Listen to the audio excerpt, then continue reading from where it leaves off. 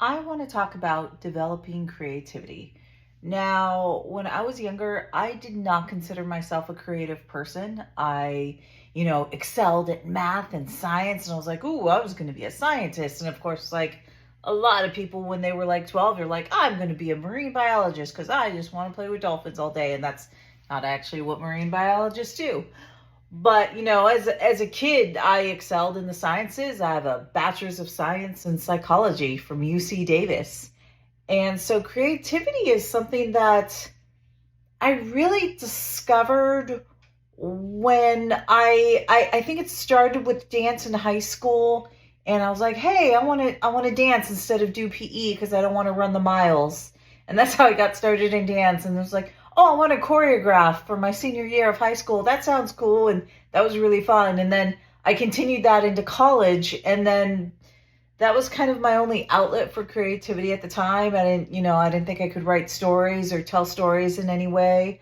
I couldn't draw, or I didn't think I could draw. And then later on, in my 20s, I really developed my storytelling skills through editing, and I didn't even start painting until I was 40 years old. And then I realized, oh, I actually kind of like my art, and I do watercolor painting. And, people who've seen my art have really enjoyed my art. And they're like, wow, you ooze creativity. And it's growing up. I never thought I was creative because did terrible in all the creative classes I took in school.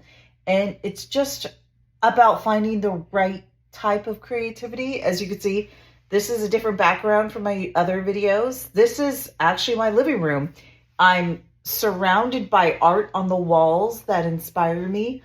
This is my aerial rig. I'm an aerial dancer, and I have a rig in my living room just to practice and because it makes me happy. So creativity is just kind of part of who I am, and I'm known for my creativity and how it's kind of out there for all to see. And to develop your own creativity, you need to figure out what the right type of creativity is for you.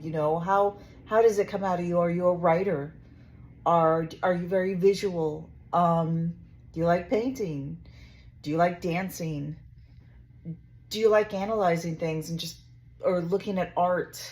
There's more than one way to develop your creativity. And then all the different ways I develop my creativity, and I could apply it to my editing, because I look at something or I experience something and I think, okay, how is that making me feel?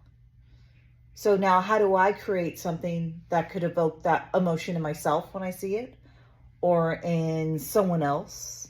And whether or not someone else would feel the emotion I felt or I had intended, if it's different than what I would expect, that actually makes it much more fascinating and interesting to see how people interpret what you put out into the world. And even with editing, it's the same thing.